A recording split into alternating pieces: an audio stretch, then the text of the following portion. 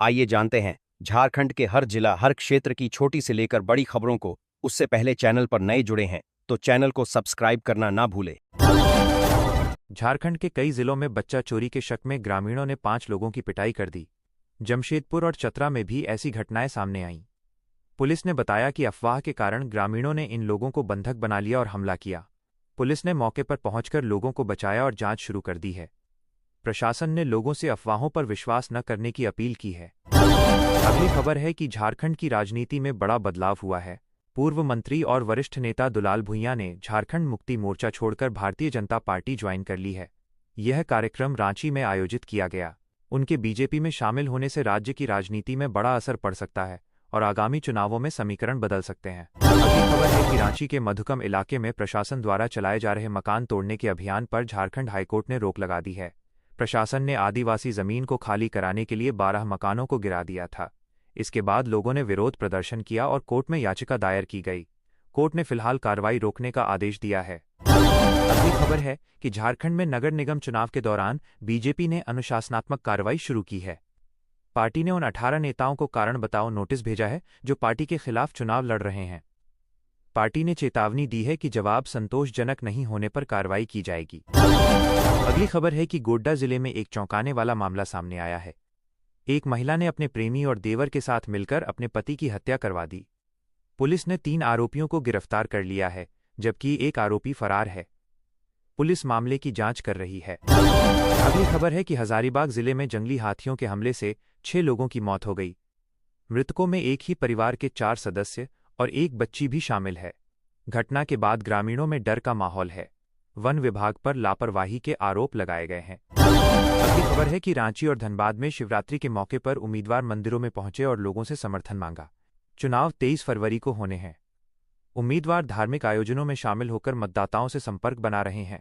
अगली खबर है कि देवघर के एक डॉक्टर ने रेटिना सर्जरी में बड़ी उपलब्धि हासिल की है। उन्हें दुनिया के सबसे बड़े सम्मान में से एक रेट बकलर अवार्ड मिला है। यह झारखंड और भारत के लिए गर्व की बात है। अगली खबर है कि साहिबगंज में नीट की तैयारी कर रहे एक छात्र की मौत हो गई। पुलिस मामले की जांच कर रही है। छात्र भविष्य में डॉक्टर बनना चाहता था। परिवार और पुलिस घटना के कारणों का पता लगाने में जुटे हैं। अगली खबर है कि गुमला जिले में खराब सड़क की वजह से एक मरीज की मौत हो गई। मरीज को अस्पताल ले जाने के लिए सड़क नहीं थी, इसलिए परिजन उसे लकड़ी के सहारे ले जा रहे थे। रास्ते में ही मरीज ने दम तोड़ दिया। अगली खबर है कि बोकारो में ग्रामीणों ने कोयला ट्रांसपोर्टिंग के खिलाफ प्रदर्शन किया। लोगों का कहना है कि प्रदूषण के कारण स्वास्थ्य पर बुरा असर पड़ रहा है। प्रशासन ने जांच का आश्वासन दिया है। अगली खबर है कि चक्रधरपुर रेल मंडल के कर्मचारियों को अब ड्रेस भत्ता दिया जाएगा। रेलवे ने यह फैसला कर्मचारियों की सुविधा के लिए लिया है। इससे कर्मचारियों को आर्थिक राहत मिलेगी। अगली खबर है कि देवघर में बाबा बैद्यनाथ मंदिर में शिवरात्रि के मौके पर हजारों श्रद्धालु पहुंचे। सुबह 4:30 बजे से पूजा शुरू हुई। सुरक्षा के कड़े इंतजाम किए गए हैं। अगली खबर है कि धनबाद में आग लगने की घटना सामने आई है। आग लगने से लोगों में डर का माहौल बन गया। फायर ब्रिगेड ने मौके पर पहुंचकर आग पर काबू पाया। अगली खबर है कि रांची में आदिवासी जमीन पर बने मकानों को तोड़ने के बाद लोगों ने विरोध प्रकट किया। प्रशासन और पुलिस ने स्थिति को नियंत्रित किया। इस मामले पर राजनीतिक बयानबाजी भी शुरू हो गई है। अगली खबर है कि झारखंड सरकार द्वारा शुरू की गई मुख्यमंत्री मैया सम्मान योजना राज्य की महिलाओं को आर्थिक रूप से मजबूत बनाने की एक महत्वपूर्ण योजना है। इस योजना का उद्देश्य गरीब, जरूरतमंद और कमजोर वर्ग की महिलाओं को हर महीने आर्थिक सहायता देकर उनके जीवन स्तर को सुधारना है। इस योजना के माध्यम से लाखों महिलाओं को सीधे उनके बैंक खातों में पैसे भेजे जा रहे हैं, जिससे उन्हें घर खर्च और दैनिक जरूरतों को पूरा करने में मदद मिल रही है। झारखंड सरकार ने इस योजना के तहत राज्य की पात्र महिलाओं को प्रतिमाह 1000 रुपये की सम्मान राशि देने का फैसला किया है।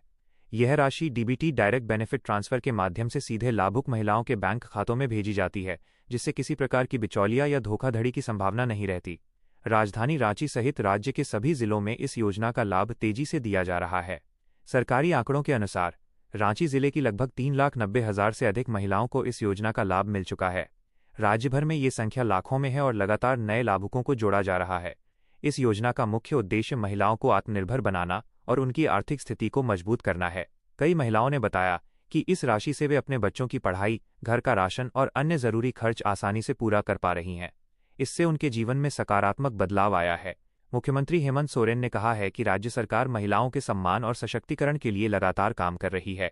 उन्होंने कहा कि मैया सम्मान योजना महिलाओं के लिए एक सुरक्षा कवच की तरह है और भविष्य में भी सरकार इस योजना को और मजबूत करेगी। सरकार का लक्ष्य है कि राज्य की हर पात्र महिला को इस योजना का लाभ मिले। इसके लिए पंचायत स्तर पर आवेदन और सत्यापन का कार्य भी चल रहा है। जिन महिलाओं को अभी तक इस योजना का लाभ नहीं मिला है, वे अपने नज़दीकी पंचायत कार्यालय या प्रखंड कार्यालय में जाकर आवेदन कर सकती हैं। अगली खबर है कि टी20 विश्व कप में भारत की सबसे बड़ी जीत। पाकिस्तान को 61 रनों से रौंदा। कोलंबो के आर प्रेमदासा स्टेडियम में भारत ने पाकिस्तान को मुंहतोड़ जवाब दिया। ईशान किशन की 40 गेंदों में 77 रनों की विस्फोटक पारी। स्पिनर्स के खिलाफ ताबड़तोड़ के दम पर भारत ने 175/7 बनाए। पाकिस्तान 18 ओवर में 114 पर ढेर। हार्दिक पांड्या, जसप्रीत बुमराह और वरुण चक्रवर्ती ने 2-2 विकेट झटके। भारत सुपर -8 में पहुंच गया। पाकिस्तान की टीम में हंगामा। बाबर आजम पर सवाल। शाहिद अफरीदी ने टीम को खरी खोटी सुनाई। ये भारत की टी20 में पाकिस्तान के खिलाफ अब तक की सबसे बड़ी जीतों में से एक। अगली खबर है कि दोस्तों, आज की इस वीडियो में हम एक ऐसी योजना लेकर आए हैं जो लाखों गरीब परिवारों के चूल्हों में उजाला ला रही है। अगर आपके घर में अभी भी धुआं वाली चूल्हा जलता है तो आज की जानकारी आपकी जिंदगी बदल सकती है। प्रधानमंत्री उज्ज्वला योजना। यह योजना देश की गरीब महिलाओं के लिए शुरू की गई है। इसके अंतर्गत योग्य परिवारों को गैस कनेक्शन बिल्कुल मुफ्त दिया जाता है ताकि वे धुएं से होने वाली बीमारियों से बच सकें और सुरक्षित तरीके से गैस सिलेंडर पर खाना पका सकें।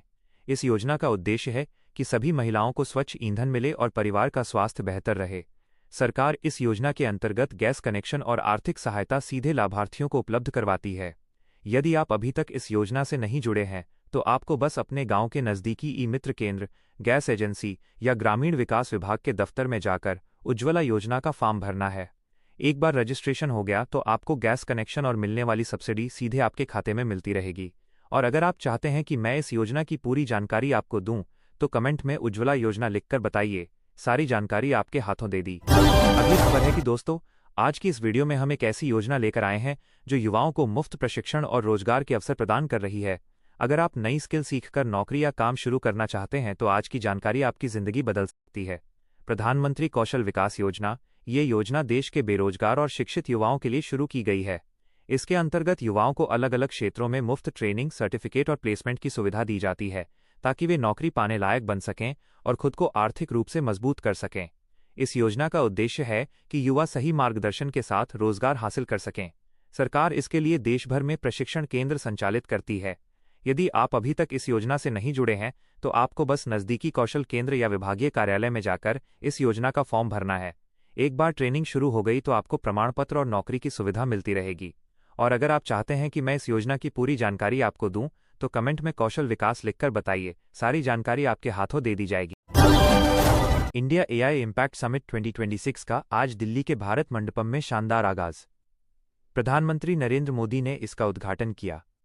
दुनिया भर के 20 जोड़ लीडर्स और टॉप एआई सीईओज जैसे ओपन एआई, गूगल शामिल हैं। फोकस: जॉब्स पर एआई का असर, चाइल्ड सेफ्टी, रिस्पॉन्सिबल एआई और भारत की एआई लीडरशिप।